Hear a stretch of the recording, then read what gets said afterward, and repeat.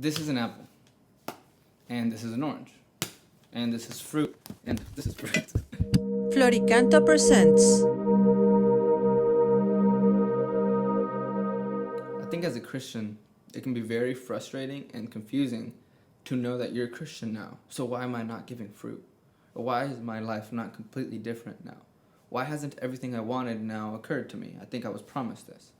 I have probably felt somewhere, somehow, God at some point in my life, but now in my daily life, where does that fruit come? Where does this promise of blessings come in? And here's just a very easy response to that question.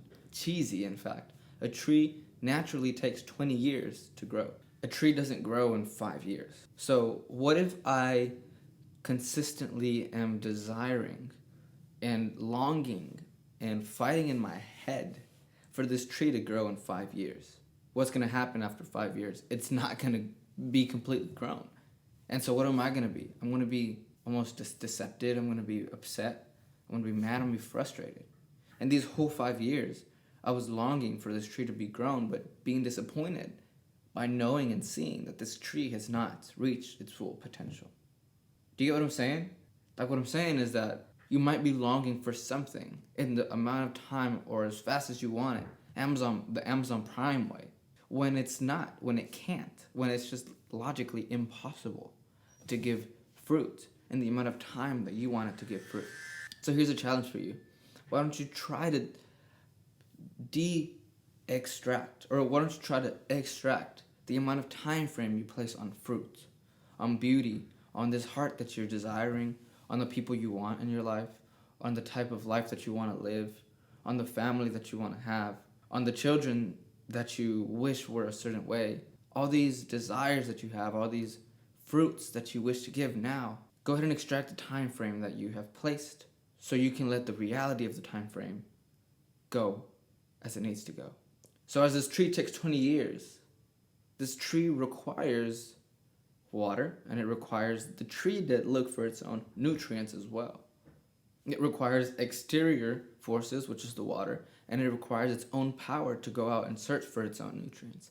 So in these 20 years of this, I can't wait to smile daily and have all this fruit in my life. These are three essential qualities to make that happen. Number 1, patience. Number 2, honesty. And number 3, consistency. Number 1, patience. There's no point of me trying to fast track this 20-year period in 5 years. It's like trying to stick the tree inside my hand. I can't.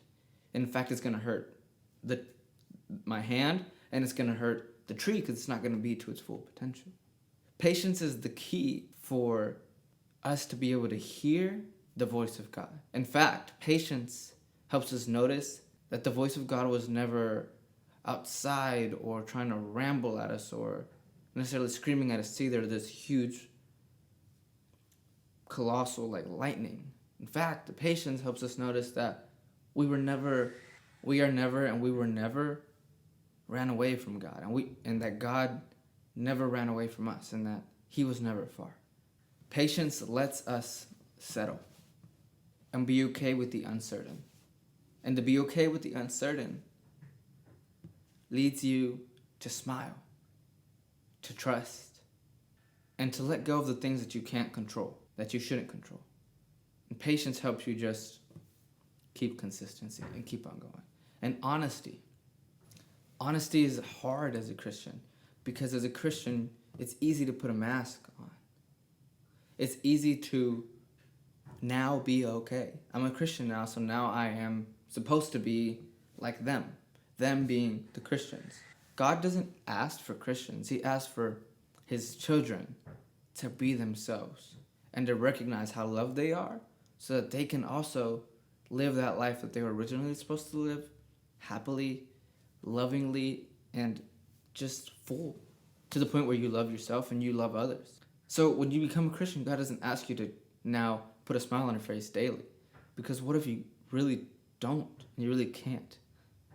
Just because somebody walks into your door and now you're a Christian, that doesn't mean that you had to completely act different. No, let God change you on the inside. Let God work on the heart. Enter into prayer, enter into this struggle daily. Prayer is a struggle, honestly. It's like a wrestling with God. But if you're honest, that wrestling with God actually changes your heart. And when your heart honestly changes with the people around you, you are honestly different.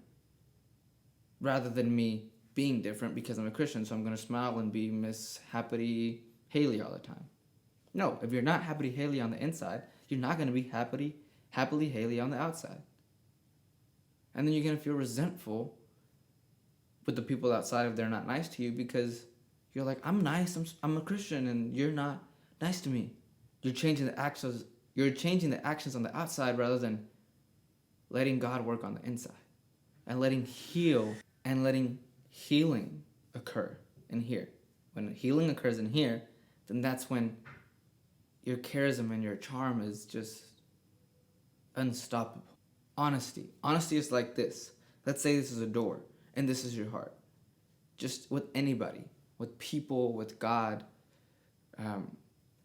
in your life, with yourself. If you were never honest, nothing can open this door, and this door stays shut. And so if this door stays shut, this heart stays the same. But if you're honest, you start to move the door.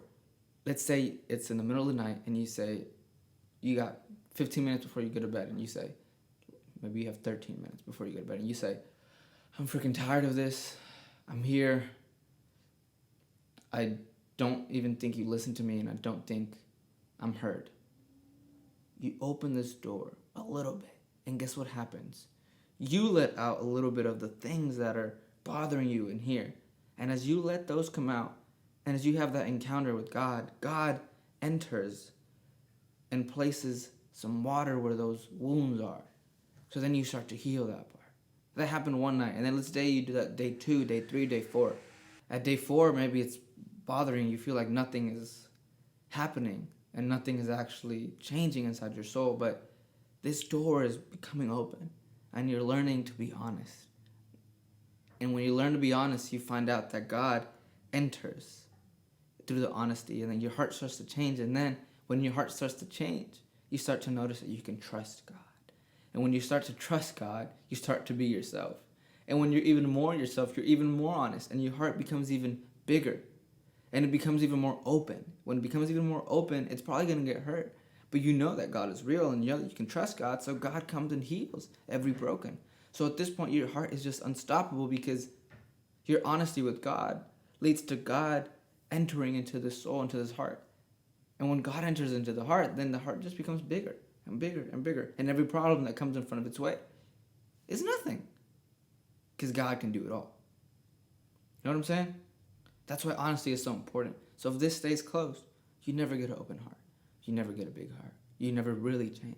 Honesty is the key for change to really occur. Last thing, consistency. Consistency is a sign of not giving up. When you do not give up, then you do get what you're looking for. When you do not stop, you keep on moving to the finish line. I mean, it's another cheesy, super simple analogy. If this is the start and this is the finish, you naturally need to keep on going to get to this finish line. As tired as you are, as bored as you are, and as you think that prayer in your heart is really not changing, you have to continue.